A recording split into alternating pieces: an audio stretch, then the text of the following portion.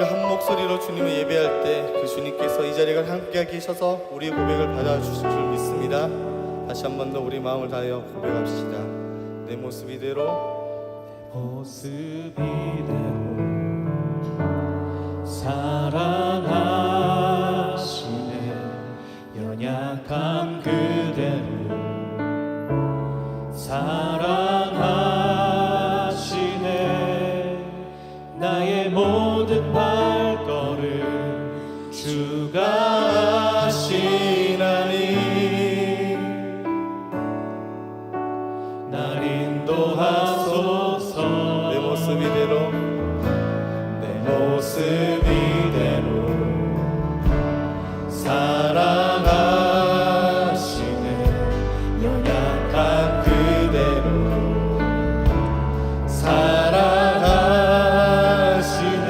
나의 모든 발걸음, 나의 모든 발걸음 주가 하시나니 날 인도하소서. 날 인도하소서. 주의 날개 아래 거하는 것, 주의 임재 안에 거하는 것, 나의 가장 큰 소망, 나의 가장 큰 은혜. 주와 함께 동행하는 일, 주와 함께 동행하는 일. 다시 한 번 더, 우리 한 번 더 주님 고백합시다. 내 모습 이대로, 그대로 사랑하시네. 연약한 그대로 사랑하시네. 사랑하시네. 나의 모든 발걸음 주가 하시나니 날 인도하소서. 날 인도하소서. 주의 날개 아래 거하는 것, 주의 임재 안에 거하는 것,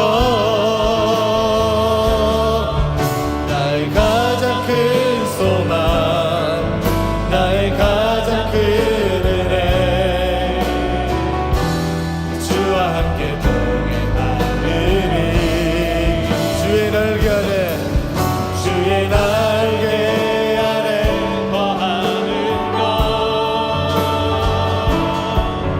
주의 임재 안에 거하는 것, 나의 가장 큰 소망, 나의 가장 큰 은혜. 주와 함께 우리 모습 그대로 받아주시는 그 하나님께 다시 한 번 더 주의 날개 아래 거하는 것, 주의 날개 아래 거하는 것, 주의 임재 안에 거하는 것, 나의 가장 큰 소망, 나의 가장 큰 은혜. 주와 함께 동행하는 일. 주의 날개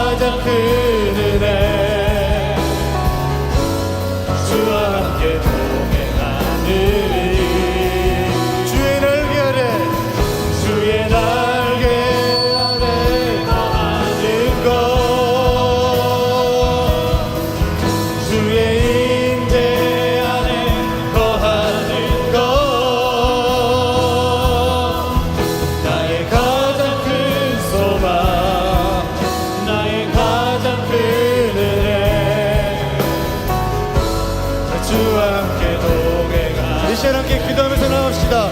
기도할 때 하나님 다시 한번 주의 임재 가운데 거하기를 원합니다. 하나님을 예배할 때 그 하나님의 은혜 가운데 거하기를 원합니다. 우리 삶을 주께 올려드립니다. 주의 날개 아래 주의 임재 안에 거하게 하여 주옵소서. 이 시간 함께 기도합시다. 예수님.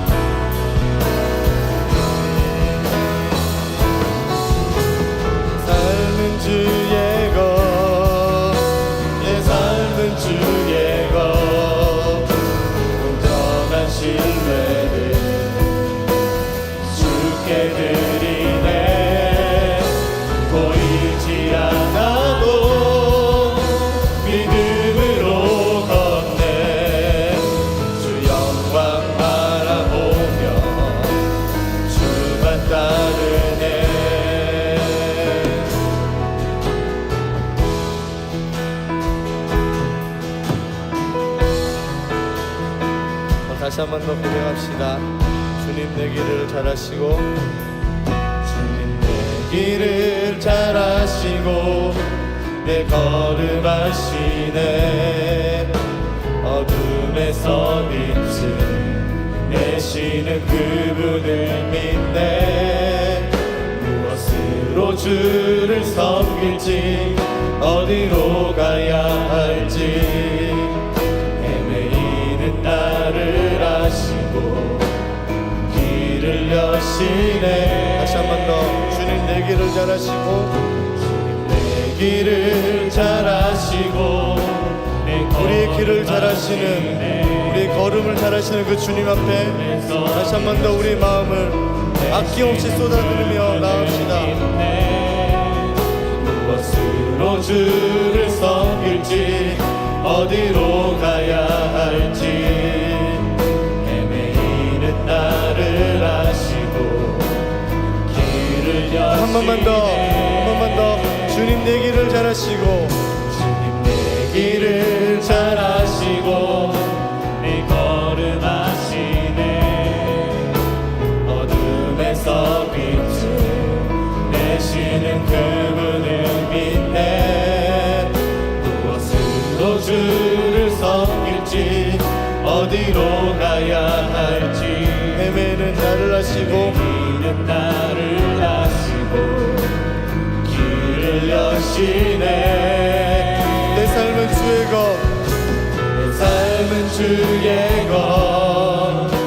내 삶은 주의 것 온전한 신뢰를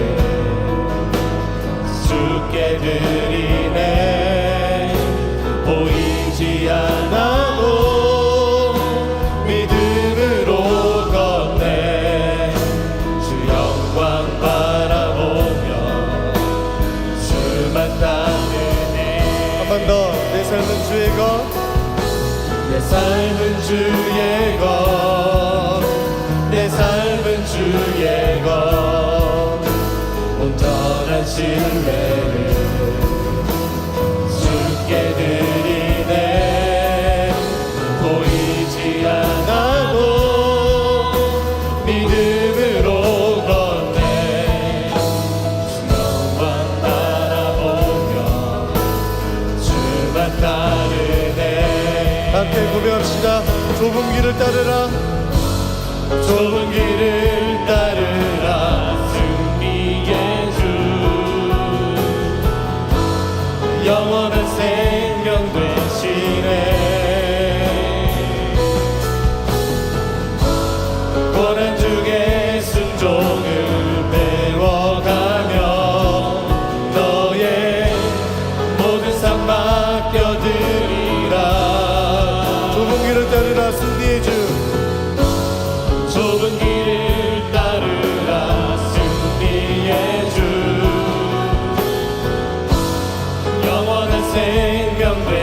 목소리 높여 고난 중에 순종을 배워가며 고난 중에 순종을 배워가며 너의 모든 삶 맡겨드리라. 내 삶은 주의 것, 내 삶은 주의 것, 온전한 신뢰를 주께 드리네. 보이지 않아도 믿음으로 걷네. 주 영광 바라보며 주만 따르네. 한 번 더. 내 삶은 주의 것, 내 삶은 주의 것, 내 삶은 주의 것, 온전한 신뢰를 주께 드리네.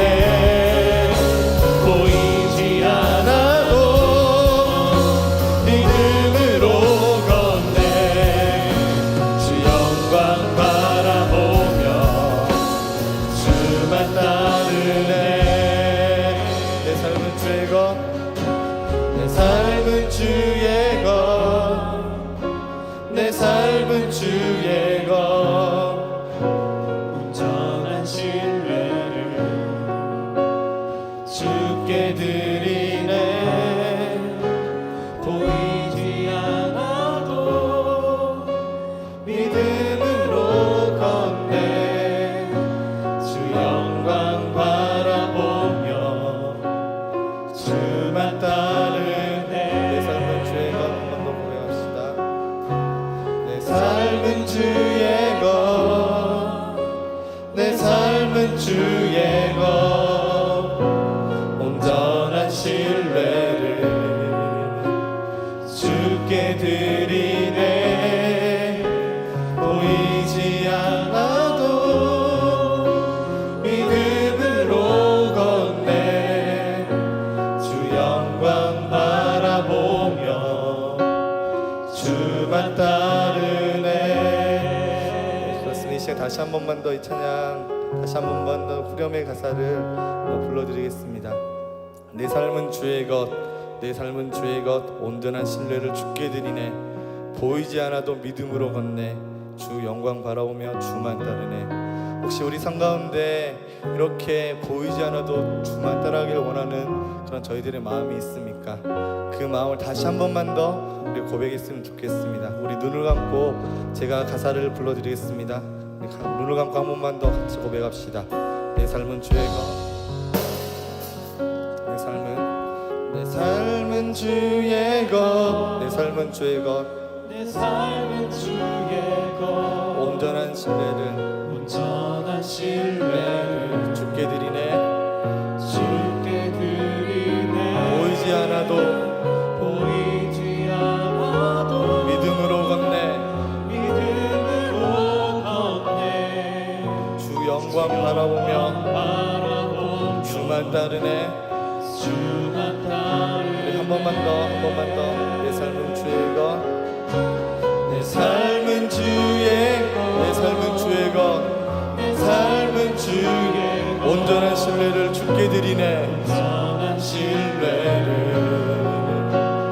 주께 드리네. 보이지 않아도 믿음으로 걷네. 보이지 않아도 네. 믿음으로 걷네. 주 영광 바라보며 주 영광 바라보며 주 영광 바라보며 주 영광 바라보며 주 영광 바라보며 주 영광 바라보며 한 번만 더 주 영광, 주 영광 바라보며 주만 따르네. 주만 따르네. 할렐루야. 주의 이름을 찬양합니다. 선포된 말씀이 여러분 각 사람에게 꼭 필요한 은혜가 될 줄로 믿습니다. 오늘 말씀의 제목은 돋는 해, 아침빛 같은 사람이란 제목입니다. 우리가 그동안은 그 사도행전 5장을 통해서 핍박받는 교회가 어떻게 정체성을 회복하고 사명을 감당하는지 교회됨에 대한 말씀을 나눴고요. 이제 이번 주부터 다시 사무엘 하로 돌아와서 이제 다윗의 삶의 마지막 장면을 같이 나누려고 합니다. 오늘은 다윗이 하는 마지막 말에 대한 이야기입니다. 한번 옆 사람과 인사 좀 하실까요? 아침 햇살처럼 밝으십니다. 네, 명절이 이렇게 만나 뵙게 된 게 되게 반갑잖아요. 한번 또 인사하세요. 명절 잘 보내세요. 네, 즐거운 명절 보내시기 바랍니다. 여러분, 세상에서 가장 짧은 그 유언을 한 사람이 독일의 칼타우시라는 사람인데요. 1967년 1월 10일 날 유언을 이렇게 남겼습니다. 모든 것을 아내에게. 이런 남자 만나야겠죠. 아마 이 사람 아무것도 없지 않았을까 그런 생각을 해봅니다. 이 세상에서 가장 길게 유언을 남긴 사람, 미국의 프레데리카 쿠크 부인인데요. 이 사람은 95,940 단어를 남겼는데 책으로 4권의 분량이었습니다. 이런 유언을 누가 읽을까 하는 생각이 듭니다. 길건 짧건 중요한 것은 내용인데요. 마지막 말을 어떤 것으로 남기냐가 그 사람의 삶에 모든 것을 반영할 뿐만 아니라 이후에 많은 사람들에 영향을 끼치기도 하죠. 예를 들면 무굴 제국의 샤자한 왕의 애첩인 이 몬타즈 마할이라는 사람의 유언이 있습니다. 그 사람이 죽기 전에 자기를 사랑하는 왕에게 이런 유언을 남깁니다. 3가지인데요. 첫째는 다른 부인을 들이지 말 것. 둘째, 자신이 낳은 아들을 왕으로 세워줄 것. 셋째, 우리의 사랑을 기념하는 기념비를 세워줄 것. 그래서 생긴 것이 그 유명한 타지마할이죠. 세계적인 관광지고 세계 문화유산에 빛나는 그런 아주 걸작품이 그렇게 해서 탄생하게 된 거죠. 성경에 보면은 이런 유형의 어떤 업적보다도 더 중요한 것이 굉장히 중요한 그 정신 또는 가치 또 신앙의 유산인데요. 예를 들면 정말 엄청난 영향을 끼친 유언 중에 하나가 창세기 50장의 마지막에 나오는 요셉의 유언입니다. 그 요셉이 죽으면서 하는 유언을 보면은 이렇게 나오는데 한번 같이 읽어보겠습니다. 창세기 50장 24절입니다. 요셉이 그의 형제들에게 이르되 나는 죽을 것이나 하나님이 당신들을 돌보시고 당신들을 이 땅에서 인도하여 내사 아브라함과 이삭과 야곱에게 맹세하신 땅에 이르게 하시리라 하고 요셉이 또 이스라엘 자손에게 맹세시켜 이르기를 하나님이 반드시 당신들을 돌보시리니 당신들은 여기서 내 해골을 메고 올라가겠다 하라 하였더라. 여러분, 이 요셉이 죽으면서 남긴 것은 뭐냐? 하나님이 반드시 찾아온다. 여기서 비참하게 노예살이를 할지라도 하나님이 이 땅에서 우리를 이끌어내실 거다. 그리고 아브라함과 이삭과 야곱에게 약속하신 그 약속의 땅을 얻게 할 것이다. 이런 비전을 준 거죠. 죽으면서 남긴 이 위대한 유언이 출애굽의 대역사를 이루게 됩니다. 그리고 인류 역사상 하나님의 구원의 능력을 보여주는 놀라운 일을 일으키게 되죠. 여러분, 우리가 우리 인생을 돌이켜보면서 나는 어떤 사람이고 또 나를 통해서 이 땅에 뭐를 남기기를 원하는가, 여러분의 삶 전체를 한마디로 어떻게 요약하며 그것이 다른 사람들에게 어떤 영향을 끼치기를 원하는가를 한번 잘 생각해 보시기 바랍니다. 여러분의 유언으로 어떤 것을 남기고자 합니까? 오늘 다윗은 자기 자신에 대한 정체성을 규정할 때 이렇게 표현을 해요. 돋는 해, 아침 햇살과 같은 사람. 그렇게 표현을 하고 있어요. 굉장히 시적이고 아름답죠. 저는 중학교 때부터 성경을 읽으면서 성경에 나오는 이 비유법이나 표현이 제 마음을 사로잡았던 것 같아요. 정말 멋지고 아름다운 표현이죠. 근데 여러분, 지금 늙어서 이제 죽기 전에 마지막 유언을 하는 사람이 자기 자신을 돋는 해라고 그래요? 지는 해가 아니라 아침 햇살 같다 그래요? 석양이라고 말하지 않고. 어떻게 이렇게 죽어가는 순간에도 찬란함을 유지할 수 있을까요? 그렇게 자신을 자신 있게 바라볼 수 있을까요? 그리고 하나님은 자기뿐만 아니라 자기 집안을 축복할 것이고 자기의 모든 소원을 다 이루어질 거라는 확신을 갖고 있어요. 그래서 놀랍게도 그렇게 이야기를 합니다. 5절에 보면은 이렇게 말하죠. 끝에 보면 나의 모든 구원과 나의 모든 소원을 어찌 이루지 아니하시랴. 하나님은 나에게 복을 주셔서 우리 집안과 나의 모든 소원을 다 이루어 주실 하나님입니다. 여러분은 하나님과의 관계가 이렇게 밀접한 그런 관계라고 고백할 수 있습니까? 하나님이 내 마음의 소원을 다 이루어 주실 거라. 도대체 다윗은 어떻게 인생을 마무리하면서 자신을 돋는 햇살처럼 그리고 자기의 소원을 다 이루어 줄 하나님이라고 고백할 수 있을까요? 그 비결이 뭘까요? 도대체 어떻게 살았길래 이렇게 당당할 수 있을까요? 저는 오늘 여러분들이 이 말씀을 통해서 정말 돋는 아침 햇살 같은 사람 되기를 바랍니다. 첫 번째, 다윗이 이렇게 고백할 수 있었던 것은 정체성의 문제입니다. 자기 자신을 누구라고 규정하느냐의 문제인데 하나님께 기름 부음을 받은 자로 자기의 정체성을 규정하고 있습니다. 한번 따라 해보세요. 하나님께 기름 부음 받은 자. 나는 누구인가? 다윗이 생각하는 자기의 한 시점에서 자기의 정체성이 확 바뀌는 순간이 있어요. 죽는 순간에도 잊지 못할 순간이에요. 그것은 하나님께서 사무엘 선지자를 보내서 자기를 모든 형들 가운데 세워서 왕으로 기름 부어준 그 소년 시절의 그 순간이에요. 그 순간 다윗은 내가 누구인가에 대한 가치관이 완전히 바뀝니다. 그 전에 아버지와 형들이 멸시하고 천대하는 사지를 몰아넣는 그런 불쌍한 목동이 아니라 나는 이스라엘 다스릴 왕이라는 확신을 갖습니다. 사무엘 선지자를 통해서 이가 내 마음에 합한 사람이라 하면서 이스라엘 다스릴 자라고 왕으로 기름 부으라고 한 이 순간을요 영원히 간직합니다. 죽는 순간에도 그 하나님이 나를 세워서 이렇게 세워서 높은 곳에 세워서 왕으로 부르셨다는 것, 그래서 왕의 정체성을 가지고 소년 시절을 보냅니다. 아버지의 심부름으로 다윗이 전쟁터에 형들에게 먹을 것 갖다 주러 유문 갔다가 골리앗이라는 블레셋 사람이 살아계신 하나님의 군대를 모욕하는 걸 보고 속에 분노가 치밀어 오릅니다. 일반적인 소년들이라면 그것을 보고서 무서워하거나 또 다른 왕이나 군인들을 책망하고 흉볼 텐데 다윗은 자신이 이스라엘의 왕으로 기름 부음 받은 자이기 때문에 이스라엘의 왕의 시각으로 그 사건을 바라봅니다.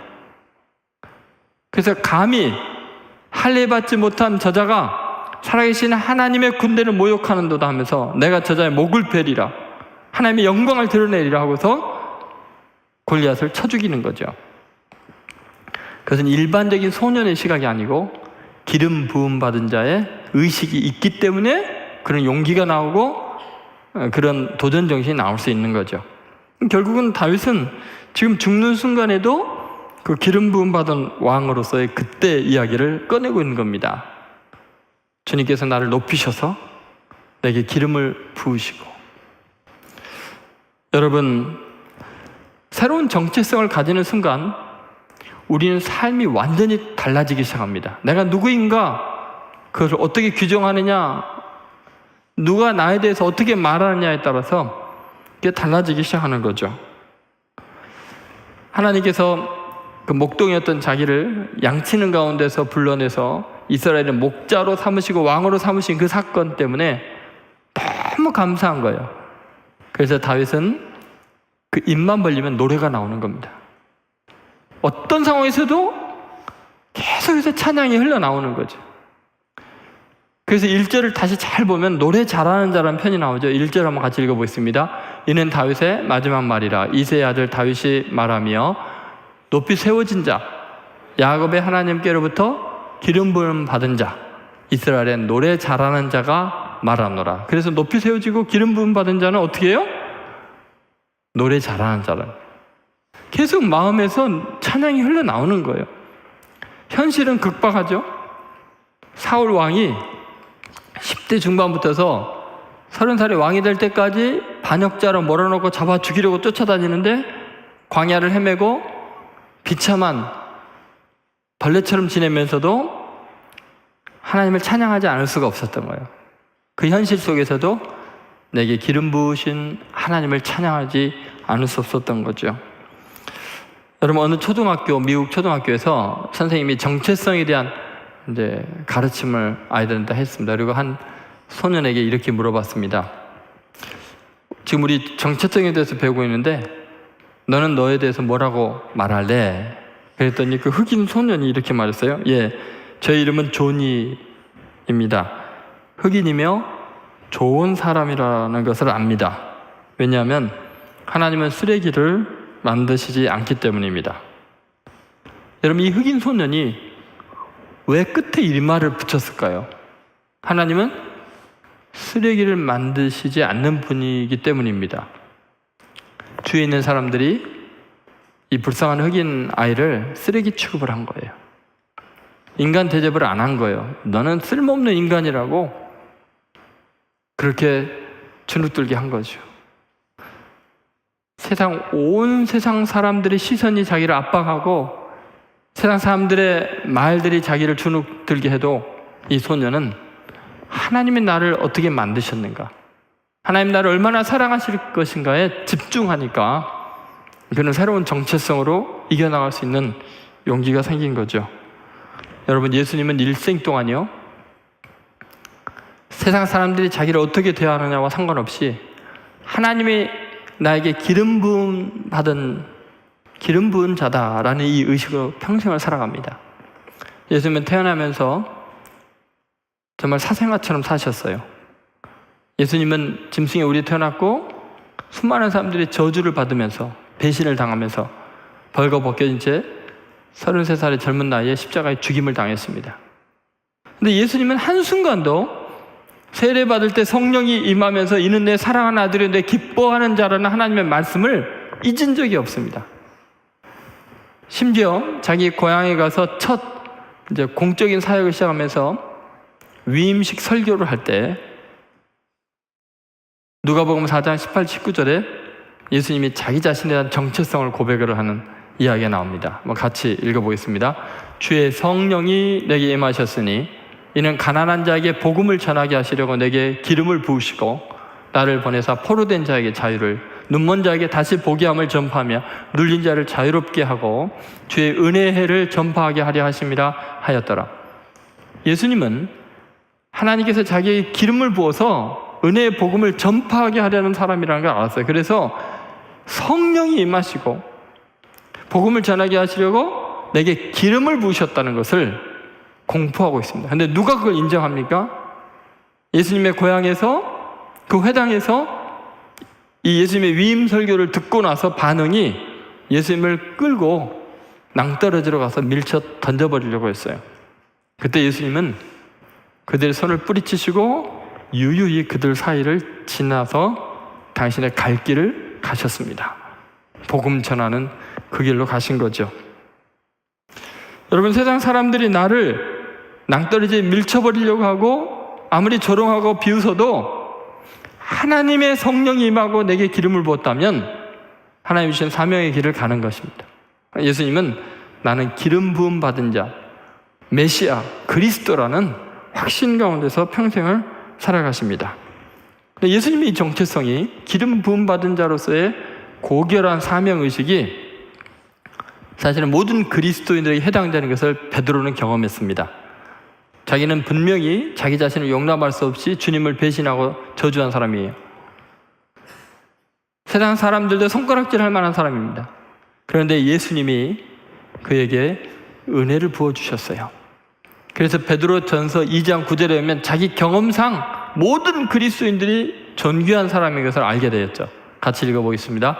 그러나 너희는 택하신 족속이요 왕같은 제사장들이요 거룩한 나라요 그의 소유가 된 백성이니 이는 너희를 어두운 데서 불러내어 그의 기이한 빛에 들어가게 하시니에 아름다운 덕을 선포하게 하려 하심이라. 여기 보니까 돋는 아침 햇살처럼 그의 기이한 빛에 들어가게 하시니 이렇게 표현되어 있죠. 왜 그래요?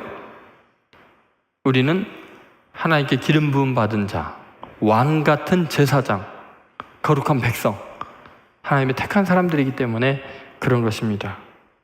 여러분, 우리가 어떤 정체성으로 살아가느냐가 중요한데 여기에 있는 우리 한 사람 한 사람은 성령의 기름 부음을 받은 사람, 그리스도인으로서 예수님처럼 분명히 정체성을 새롭게 하고 살아가야 합니다. 그래서 오늘 이 시간 이후로 여러분 철저하게요, 왕자병, 공주병에 걸리셔야 됩니다. 나는 하나님의 택함 받은, 기름 부음 받은 자다. 아무리 세상이 나를 멸시해도 세속적인 가치 기준으로 판단하지 말라. 나는 성령이 임해 있는 사람이다. 나는 하나님의 복음을 전파하려고 이 땅에 보내신 받은, 기름 부음 받은 자다. 왕, 제사장, 선지자와 같은 존귀함으로 자기 자신을 다시 새롭게 규정하는 여러분들 되시기를 주의 이름으로 소원합니다. 두 번째, 다윗이 이렇게 돋눈의 아침 햇살 같은 사람이라는 자신을 이야기할 수 있는 것은 삶의 원리가 다른 사람과 다르기 때문에 그렇습니다. 삶의 원리라는 것은 하나님의 말씀이 혀에 붙어 있는 사람이었어요. 자, 한번 따라해보세요. 하나님의 말씀이 혀에 있는 자. 여러분 2절 말씀 한번 보시죠. 2절 같이 읽겠습니다. 여호와의 영이 나를 통하여 말씀하시며 그의 말씀이 내 혀에 있도다. 자, 따라해보세요. 그의 말씀이 내 혀에 있도다. 여러분의 혀에 하나님의 말씀이 있어요? 여러분이 누군가와 대화할 때 자기도 모르게 하나님의 말씀이 묻어나와요? 누군가에게 권면할 때, 칭찬할 때, 또 책망할 때 하나님의 말씀으로 그게 다 이루어져 있어요? 하나님 앞에 기도하는데 기도하는 구절 하나하나가 하나님의 말씀이 새겨져 있나요? 다윗은 자신의 혀에 하나님의 말씀이 있도다라고 이야기를 하고 있죠. 여러분, 이런 사람은 일반적으로 세상 사람들과 다른 언어 생활을 하고 삶이 빛날 수밖에 없어요. 세상 사람들은 자기의 지식과 자기의 판단을 가지고 쉽게 비방하고 멸시하고 무례한 말들을 행합니다. 그래서 사람들을 만나서 대화하면 마음이 더 어두워져요. 그 사람을 만나서 대화하면 마음에 상처를 받아요. 돋눈의 아침 햇살 같은 사람 만나기 힘들어요. 왜 그러냐? 인간은요, 지독할 정도로 편협한 생각에 갇혀 있고요, 자기는 진리를 말하고 똑똑히 말한다고 하지만 그 속에는 썩은 냄새가 가득하고 인간의 악함이 가득 묻어져 있기 때문에 그래요. 로마서 3장 10절 이하에 보면 모든 인간이 죄를 범했어요. 의인은 하나도 없어요. 그 이유가 뭐냐? 우리 입에는 독사의 독이 있어요. 우리 목구멍은 열린 무덤과 같이 더러워요. 여러분, 우리가 우리 입에서 하나님의 말씀이 나오지 않는 한 우리는 바른 소리하고 정의를 외치고 사랑을 말한다고 하면서도 이기심과 독선이 가득한 미련한 짓을 행하는 거예요. 극좌이건 극우이건 하나님의 말씀이 나오지 않으면 반드시 거기에는 상대편을 향한 증오심이 서려있게 되고요, 악이 가득해 있고 편견과 오해가 묻어나오게 돼 있어요. 여러분, 우리 인간은 하나님의 말씀을 내뱉지 않으면 실수하고 죄짓게 돼 있다는 것을 잊지 않아야 돼요. 그래서 하나님의 말씀이 나와야 돼요. 입만 벌리면. 예를 들어서 인간이 얼마나 어리석은가, 판단하는 과정 자체가 얼마나 미련한가를 보여주는 것이 이런 재밌는 이야기였어요. 한 과학자가 벼룩을 귀납적인 방법으로 연구를 했어요.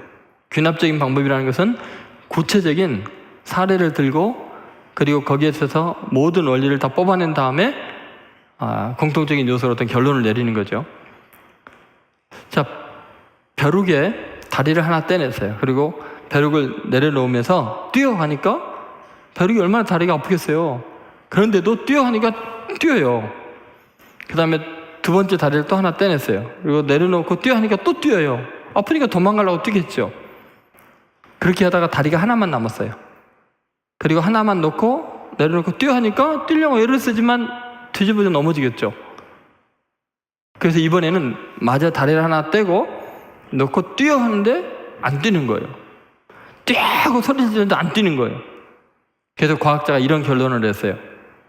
벼룩의 다리를 다 제거하면 청각 기능이 상실된다. 뭔 말인지 모르겠어요?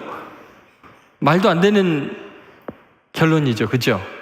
그런데 그렇잖아요. 뛰어하는데, 아까는 뛰었는데 뛰어하는데 안 뛰니까 다리를 제거하면 청각 기능이 상실된다, 이런 결론을 내린 거죠.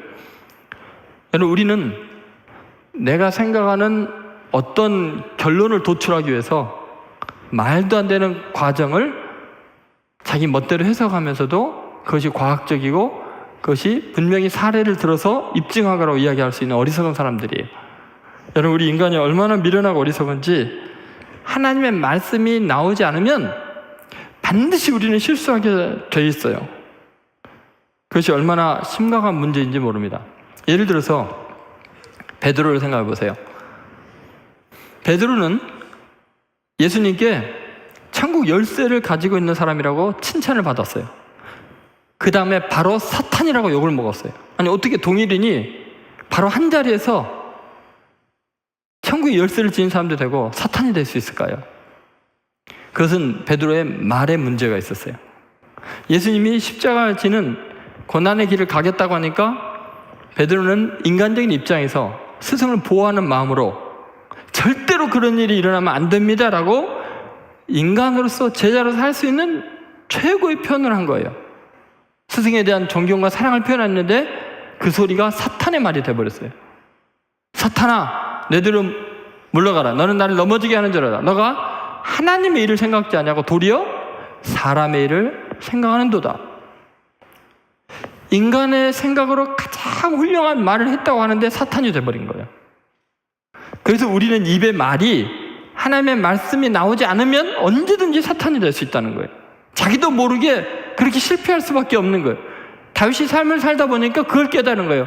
그래서 다윗은 늘 하나님의 말씀이 입에 붙어있는 사람이 되기를 원했어요. 그렇게 사탄에게 이용당하고 싶지 않은 거예요.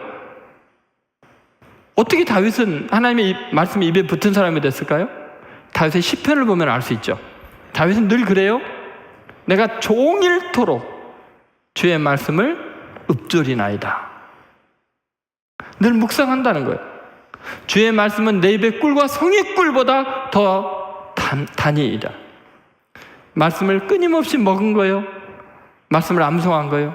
말씀대로 살아갔고 말씀이 가치관이 되고 인격이 되는 삶을 사니까 그가 입만 벌리면 하나님의 말씀이 나오는 거룩한 사람이 될 수 있었던 거죠. 그러니까 다윗을 만나서 대화해보면 사람들이 돋는 아침 햇살같이 밝고 시원하고 희망찬 이야기를 들을 수 있었던 거죠. 여러분, 중요한 것은 그런 것입니다. 이 하나님의 말씀을 우리가 묵상하고 있는 것이 이렇게 중요해요. 여러분, 왜 하나님의 말씀을 가까이 하면 이러한 놀라운 능력이 생기는가? 다시 2절을 잘 보면 하나님의 말씀을 사랑하는 사람에게 성령이 역사하기 때문이에요. 자, 2절 같이 한번 읽어보겠습니다. 여호와의 영이 나를 통하여 말씀하시며 그의 말씀이 내 혀에 있도다. 다윗은 하나님의 말씀을 종일 묵상하는 가운데 하나님의 영이 자기를 통해 말씀하시는 걸 경험하는 거예요. 내가 말씀을 읽고 묵상하면 성령의 감동을 받아서 내 입에 나가는 것도 말씀이 나오는 거예요. 계시를 받게 되는 거죠. 여러분, 정말 중요한 것은 우리가 육신의 소욕대로 행하지 않고 성령의 감동을 따라서 행하게 될 때 바른 말이 나오고 하나님의 뜻을 이루는 위대한 사람이 될 수 있어요. 여러분, 시편 22편을 읽어보면 다윗의 시인데 놀랍게도 다윗의 활동하던 1000년 후에 예수님이 오셔서 고난을 당하고 십자가에서 하시는 말과 죽으시는 사건이 시편 22편에 그대로 예언이 되어 있어요. 다윗은 자기 이야기를 하는 것 같은데 성령이 자기 입을 통해서 말씀하시게 되니까 하나님의 말씀이 나오게 되는 거예요. 여러분, 이것이 다윗을 찬란한 햇빛 같은 사람으로 바꿔놓는 거죠. 이집트의 바로가 감옥에서 갓 나온 요셉을 대면하면서 너무 감동해갖고 하는 말이 이런 말이죠. 하나님의 신에, 하나님의 영에 감동된 사람을 우리가 어찌 찾을 수 있으랴. 이렇게까지 하나님의 영에 감동된 사람을 우리가 어디서 찾겠느냐? 왜요? 요셉이 입을 열면 하나님의 계시의 말씀이 나오니까 흐릿하고 먹구름이 낀 것 같고 안개처럼 앞이 캄캄하던 시대에 명료하게 햇살처럼 미래를 보여주니까 이렇게 하나님의 영에 감동된 사람 우리가 어디서 구하겠느냐 하면서 왕의 인장 반지를 또 호를 지어주면서 정권을 주고 너 마음대로 다스려라. 나는 왕이라는 이름뿐이다.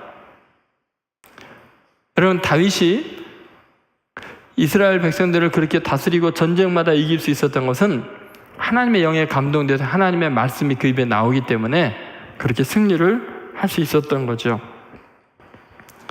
갈렙이라는 사람도 마찬가지입니다. 모세 때 12정탐꾼을 보냈을 때 대부분의 사람들이 저들이 보기에도 우리는 메뚜기 같다, 이제 죽었다, 우리는 절망이다라고 이야기할 때 갈렙이 분연히 일어나서 무슨 말이냐, 적과 끓여 흐르는 땅이고 저들은 우리의 밥이다라고 10명이 절망하고 원통해서 온 백성이 우는데 그 절망을 멈추게 하고 비전을 심어줍니다. 갈렙이 믿음의 말을 했습니다. 옆에 있던 여호수아가 눈치를 보다가 저도요 하고 합류를 했어요. 하나님께서요, 그 갈렙의 믿음을 보시고 감동하셔서 내 종 갈렙은 저들과 같지 아니하니 갈렙은 그 땅을 가서 차지하게 될 거다. 그렇게 갈렙을 축복하셔요. 그리고 나중에 여호수아도 합류를 하니까 여호수아도 하나님이 이렇게 이야기하신 거예요. 그러면 모세 때 가장 리더십을 발휘할 만한 후계자는 여호수아가 아니고 갈렙이었어요. 비교가 안 될 만큼 뛰어난 사람이에요. 근데 정작 여호수아가 모세 후계자로 임명이 되죠. 총사령관이 되죠. 그때 갈렙은 아무 말 없이 여호수아의 지시를 받아서 가라면 가고 앉으라면 앉고 엎드리라면 엎드리고 45년을 여호수아의 지휘 밑에서 백의종군합니다. 가나안 정복 전쟁을 성공적으로 수행하는가 했더니 헤브론 산지에 이르러서 아낙 자손을 대면하면서 절망합니다. 너무 기골이 장대하고 철병거를 가지고 있고 그 험한 헤브론 산지를 점령할 수가 없어서 이제 여기서 가나안 전투에서 지나보다라고 생각을 했을 때 갈렙이요 85세의 나이에 분연히 일어납니다. 저 산지를 내게 주십시오. 내가 가서 여호와의 말씀하신 대로 취하겠습니다. 그렇게 하는 말이 여호수아서 42장 12절에 나와 있어요. 자, 같이 읽어보겠습니다. 그날에 여호와께서 말씀하신 이 산지를 지금 내게 주소서. 당신도 그날에 들으셨거니와 그곳에는 아낙 사람도 있고 그 성읍들은 크고 견고할지라도 여호와께서 나와 함께 하시면 내가 여호와께서 말씀하신 대로 그들을 쫓아내리이다 하니. 지금 갈렙이 두려움 없이 용감하게 도전하고 희망을 심어주는 말을 할 수 있는 근거가 뭐예요? 여호와께서 내게 말씀하신 대로.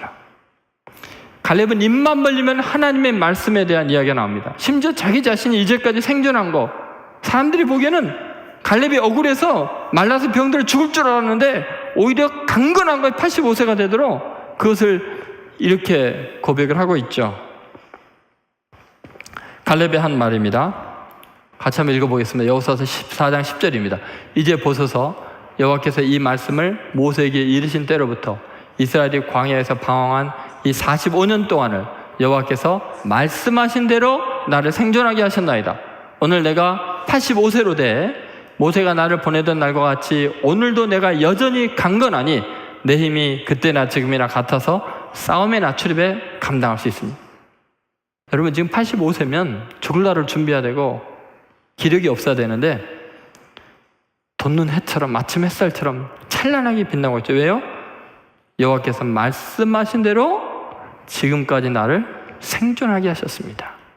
하나님의 말씀을 기억하고 있었기 때문에 버림받고 외면당하고 소외되어 있었지만 더 강건하고 위대하게 하나님의 꿈을 바라볼 수 있었습니다. 여러분, 다윗이 이제 나이 많아서 죽을 날이 가까웠는데도 이렇게 이야기하는 거예요. 하나님이 내게 언약하신 그 말씀대로 나는 모든 것을 이룰 것이다. 다윗이 말씀의 사람이 된 이유는 자기의 조상이 갈렙의 말씀 중심의 신앙, 말씀으로 살아가는 그 능력을 자기의 삶의 모델로 삼은 거예요. 그 어떻게 알 수 있느냐? 다윗이 왕이 되는 나이가 30살인데 왕이 될 때 그 많은 이스라엘 땅 중에서 이 헤브론 산지를 다윗의 첫 성으로 삼습니다.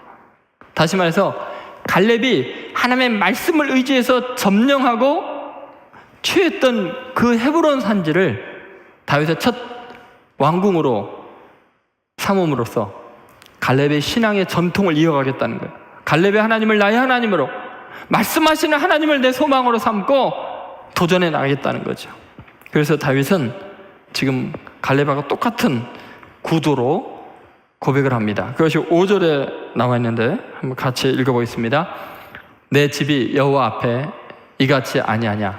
하나님이 나와 더불어 영원한 언약을 세우사 만사에 구비하고 견고하게 하셨으니 나의 모든 구원과 나의 모든 소원을 어찌 이루지 아니하시랴. 갈렙이 하는 말과 똑같은 거예요. 하나님께서 내게 약속하신 그 땅을 내가 취하리라. 나와 더불어 영원한 언약을 세우사, 다윗도 말씀을 붙드는 거예요. 그래서 나의 모든 소원을 어찌 이루지 아니하시랴. 하나님 말씀하셨으니까 그 땅을 내가 차지하겠다. 갈렙이 이야기한 것과 똑같은 이야기 하는 거죠. 여러분, 우리 인생에서 정말 중요한 것은 하나님의 말씀이 내 삶의 레일이 되는 겁니다. 예수님이 위대한 이유는 탄생도, 배신당하는 것도, 고난당하는 것도, 죽으시는 것도, 부활하신 것도 말씀대로 그 길을 갔기 때문이에요. 우리 입에 하나님의 말씀이 붙어 있어야 돼요. 늘 말씀을 읊조리고 그 말씀대로 살아가기로 결단할 때 세상에 아무리 우리를 멸시하고 조롱하고 몰아넣어도 위대한 생애가 될 수밖에 없어요. 그러므로 젊은 시절에 여러분, 하나님의 말씀을 붙드세요. 말씀이 입에 붙어 있는 사람이 되세요. 그러려면 말씀을 묵상하고 말씀을 암송하고 말씀을 읽고 매일매일 말씀이 떠오르는 인생이 되어야 돼요. 하나님의 성령이 말씀을 통해서 여러분을 다스리시고 말씀과 영이, 성령이 만나면 여러분 입에서 늘 말씀이 튀어나올 줄로 믿습니다. 그렇게 영광스러운 삶, 아침 햇살 같은 사람이 되기를 주의 이름으로 소원합니다. 세 번째, 이제 인간의 관계성이에요. 어떤 관계 속에 살았길래 이렇게 아침 햇살 같을까? 그것은 하나님을 경외함으로 사람을 대하는 사람이죠. 따라해 보세요. 하나님을 경외함으로 사람을 대하는 사람. 여러분, 이게 무슨 말일까요? 여러분, 사람이 아침 햇살처럼 항상 밝을 수는 없잖아요. 왜냐하면 내 주위에 나를 대적하는 사람, 내 눈에 못마땅한 사람이 있으면 내 마음이 어두워지고 찌푸리고 그 인간들 대면하다 보면 어두워지게 되잖아요. 그런데 다윗은 어떤 상황에서도 돋눈의 아침 햇살같이 밝게 살아갈 수 있었어요. 왜냐하면 다윗이 어느 순간부터 사람을 대면할 때 그와 나의 직접적인 관계로 사람을 바라보지 않게 됐어요. 반드시 하나님을 통해서 하나님을 경외하는 마음으로 사람을 보게 되었어요. 여러분, 기독교인은 너와 나의 직접적인 관계가 불가능한 사람이에요. 그리스도인은 반드시 예수님을 통해서 다른 사람을 보게 돼 있어요. 이것이 인간관계 규정이 세상 사람들과 다른 아주 독특한 관계 설정이죠. 다시 말해서 다윗 왕은 지금부터 3000년 전의 사람이에요. 3000년 전의 고대 근동의 왕은 신의 현현입니다. 왕이 곧 신이에요. 백성은 노예나 물건인에 불과한 거예요. 왕이 한마디면 백성을 얼마든지 죽일 수가 있어요. 팔아버릴 수도 있어요. 살릴 수도 있어요. 절대 권한을 가진 그 왕이 그 다윗 시대 왕들이에요. 그런데 사람들이 다윗을 보고 너무나 충격을 받고 놀라는 것은 백성을 다스릴 때 공의로 다스리는데 하나님을 경외함으로 사람을 다스리고 있다는 거예요. 하나님을 두려워하면서 사람을 대면하고 있다는 거예요. 다윗은 백성과 자기의 관계를 직접적인 관계로 보지 않고 하나님 두려워하는 마음으로 백성을 보는 거예요. 그러니까 일반적인 왕과는 너무나 다르게 백성들을 바라보고 있었던 거죠. 이것을 잘 반영하는 것이 3절에 나와 있어요. 자, 3절 말씀 같이 읽어보겠습니다. 이스라엘 하나님이 말씀하시며 이스라엘의 반석이 내게 이르시기를 사람을 공의로 다스리는 자, 하나님을 경외함으로 다스리는 자요. 이렇게 표현하고 있잖아요. 하나님을 경외함으로 사람을 다스리는 것. 그럴 때 어떤 것도 내 입장 때문에 사람을 함부로 대할 수가 없어요. 왜냐하면 하나님 두려우니까 공의로 행할 수 있는 거죠. 여러분, 이것이 다윗은 굉장히 중요한 인간관계의 하나의 원리인데 이걸 깨달은 시점이 하나 있죠. 다윗의 생애 속에서. 사실은 나발이라는 사람이 자기를 조롱하고 멸시했을 때 직접적으로 나에게 이런 식으로 해, 내가 이놈과 이놈에게 속한 모든 남자를 죽이지 않으면 하나님께서 내게 벌을 내리기 원하노라 하면서 군사를 이끌고 가서 죽이러 가다가 아비가일, 그 나발의 아내를 만나서 큰 깨달음을 얻게 되죠. 그 이후부터 다윗은 절대로 사람을 자기에게 어떻게 했느냐, 그 사람의 독자적인 가치 뭐 이런 걸로 평가하지 않습니다. 무조건 하나님을 경외하는 마음으로 하나님의 입장에서 그 사람을 봅니다. 하나님과 관계 속에서 보는 거죠. 예를 들어서 사울 왕과 다윗의 관계를 생각해 보면 이건 철저히 원수입니다. 10대 중반부터서 30살 왕이 될 때까지 자기를 죽이려고 했던 원수입니다. 사울은 정신 이상자였습니다. 권력 욕망에 눈이 먼 사람이요, 악령이 들어서 사탄의 앞잡이 노릇을 하는 사람이었습니다. 그럼에도 불구하고 다윗은 사울을 절대로 함부로 말하지도 않고 죽이지도 않습니다. 왜냐하면 여호와의 기름 부음 받은 자이기 때문에. 그가 나한테 행한 것을 보면 죽여야 마땅하지만 그를 바라볼 때 하나님을 경외함으로 사울을 보니까 하나님의 기름 부으신 왕인 거예요. 내 삶의 저분을 왕으로 세우신 분이 하나님이시니까 끝까지 하나님 때문에 왕으로 인정을 해주는 거예요. 다윗이 입으로 범죄하지 않고 기름 부은 자에게 절대로 손을 대지 않겠노라고 결심하죠. 그것이 하나님을 경외하는 다윗의 위대한 면이었어요. 어떤 인간을 대해도 직접적으로 너와 나의 관계가 아니라 하나님의 시선으로 보는 거죠. 여러분, 시므이를 대할 때 보세요. 압살롬의 반란을 피해서 피난가는 가장 비참한 순간에 사울의 친족 중에서 시므이가 언덕길로 쫓아오면서 계속 돌을 던지고 흙을 날리면서 다윗을 저주합니다. 다윗 주위에 있던 장군들이 당장에 가서 저 죽은 개와 같은 자의 목을 베어오겠습니다 하니까 오히려 그들을 책망하면서 너희들이 나와 무슨 상관이 있어서 그러느냐. 하나님께서 시므이를 통해서 다윗을 저주하라고 하셨느니라. 혹시 하나님께서 시므이의 저 저주를 들으시면 나를 불쌍히 여기셔서 혹시 이 환난을 면케 해줄 줄 누가 알겠느냐. 시므이를 하나님을 경외하는 마음으로 보는 거예요. 그의 악행을 그 사람과 나와의 관계로 보는 게 아니라 나와 하나님과 시므이의 관계로 보는 거죠. 그러니까 세상 사람들은 다윗을 보고 놀랄 수밖에요. 인간관계 설정이 너무 다른 거예요. 그러니까 다윗을 보면 어둠이 없는 거예요. 돋는 아침 햇살 같은 모습을 보게 되고 충격을 받게 되죠. 여러분, 원수의 비방 소리보다도 하나님의 시선이 더 따갑게 느껴지는 사람이 되어야 합니다. 그래서 여러분, 우리는 하나님을 경외하는 것이 가장 지혜로운 선택인 거예요. 다윗의 아들 솔로몬이 다윗에게 배운 것이 바로 이거예요. 하나님을 경외하는 것이 지혜와 지식의 근본이라고. 잠언 1장 17절에 있는 말씀이죠. 예수님도 마찬가지예요. 예수님은 절대로 사람을요, 예수님에게 어떻게 했느냐, 그 사람 존재의 가치가 어떠냐로 대우하지 않았어요. 살인한 사람도, 간음한 사람도, 도둑질한 사람도, 세리와 창기도 예수님은 그 사람 자체로 평가하지 않았어요. 늘 하나님 아버지의 마음으로 바라봤어요. 자기를 배신하고 저주하는 제자들을 볼 때도 마찬가지고, 자기를 십자가에 못 박는 사람들을 바라볼 때도 니네들이 나한테 이럴 수가 있느냐라고 말하지 않고 아버지, 저들의 죄를 사하여 주옵소서. 자기들이 하는 것을 알지 못함입니다. 만약에 예수님께서 우리 존재 자체로, 행위 자체로 평가하면 우리는 구원받을 길이 없어요. 하나님 아버지의 마음으로 바라보시기 때문에 우리가 구원받은 거예요.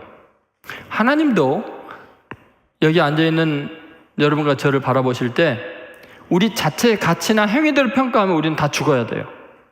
그러나 하나님은 우리를 바라보실 때 그의 아들 예수 그리스도의 십자가의 보혈을 통해서 우리를 보시는 거죠. 너를 위해서 내 아들이 희생당했지? 내 아들이 목숨처럼 사랑했던 사람이지. 너의 죄는 다 용서받았지. 그렇게 우리를 바라보시기 때문에 우리가 구원받은 줄로 믿습니다. 이것이 그리스도인 인간관계에 굉장히 중요한 관점이에요. 내가 보기에 어떻다나 상관없어요. 그 사람이 내게 어떻게 했느냐도 상관없어요. 주님이 그 사람을 위해서 어떻게 하셨는가를 보면서 주님을 경외하는 마음으로 사람을 대하는 것이 돋는 해, 아침 햇살 같은 사람들의 특징이죠. 여러분, 우리 인생에서 꼭 기억해야 됩니다. 내가 지금 어떤 모습인가, 내 자신에 대한 평가도 마찬가지죠. 유태영 박사라는 분이 있는데요, 가난한 농부의 아들로 태어났고 돈이 없어서 초등학교만 간신히 나왔어요. 소원이 중학교 가는 거예요. 초등학교 5학년 때 하나님께 간절히 기도해요. 교회를 다니면서 하나님 제발 중학교 좀 가게 해주세요. 돈이 없어 중학교를 못 가니까 중학교를 통신중학교로 나왔어요. 그리고 하나님께 계속 기도하면서 하나님을 사랑하고 하나님께 기도하면 반드시 도와주신다고 생각해 도와주세요. 그리고 어렵게 서울에 와서 구두 닦기도 하고 그 다음에 거지처럼 쓰레기통을 뒤져서 허기를 채우면서 닥치는 대로 일을 하고 밤에 공부를 하고 그렇게 해서 간신히 고등학교도 졸업을 해요. 그리고는 그가 유학을 갑니다. 그가 미국과 이스라엘과 덴마크 이런 데 유학 가서 세계적인 박사가 되죠. 그가 그런 이야기를 합니다. 하나님을 경외하고 꿈을 가지고 기도하면 하나님께서 형통하게 해주신다고. 내가 보기엔 내 모습이 어떤가? 다른 사람이 볼 때 나는 어떤 모습인가? 그것보다 더 중요한 것이 하나님이 나를 사랑하시고 내 기도를 들으셔서 내 소원을 이루실 걸 믿는다면 우리의 삶은 절대로 추락하지 않습니다. 돋는 해, 아침 햇살처럼 찬란히 빛나는 사람이 될 것입니다. 중요한 것은 하나님 앞에 그 경외감으로 기도하는 것입니다. 시편 145편 19절 말씀 같이 읽겠습니다. 그는 자기를 경외하는 자들의 소원을 이루시며 또 그들의 부르짖음을 들으사 구원하시리로다. 여러분 믿습니까? 자기를 경외하는 자들의 소원을 이루시며 또 그들의 부르짖음을 들으사 구원하시리로다. 다윗의 삶이 내내 그랬습니다. 하나님 경외하고 하나님께 간절히 기도하고 나는 하나님이 기름 부음 받은 자다. 나는 하나님의 말씀대로 사는 사람이다. 나는 하나님을 경외함으로 사람을 대할 것이다. 그래서 다윗은 역사상 가장 위대한 성군이 될 수 있었습니다. 자기 민족을 구원할 수 있었습니다. 예수 그리스도의 조상이 될 수 있었습니다. 오늘 이 말씀을 듣는 여러분, 자신에 대한 마지막 결정을 어떻게 내리시려고 하십니까? 누구도 여러분을 제한하게 내버려두면 안 됩니다. 가족이건 원수건 여러분은 하나님의 사람이고 하나님의 성령이 임한 사람이기 때문에 하나님의 말씀대로 살고 하나님을 경외하면 반드시 여러분은 변화되고 위대해질 줄로 믿습니다.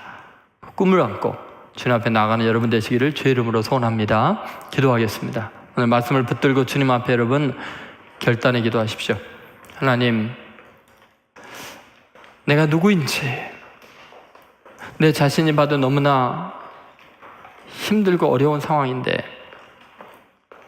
가장 천한 목동으로 부모에게 버림받고 그렇게 힘들게 살아가는 다윗을 끝까지 찾아오셔서 왕으로 기름 부어주신 하나님, 오늘 이 시간 내게도 찾아오셔서 내 마음의 절망을 씻어주시고 세상 사람들이 판단하고 가족이 판단하는 내 모습이 아니라 하나님의 성령이 임해 있는 거룩한 기름 부음 받은 자로 정체성을 새롭게 할 수 있게 해주십시오.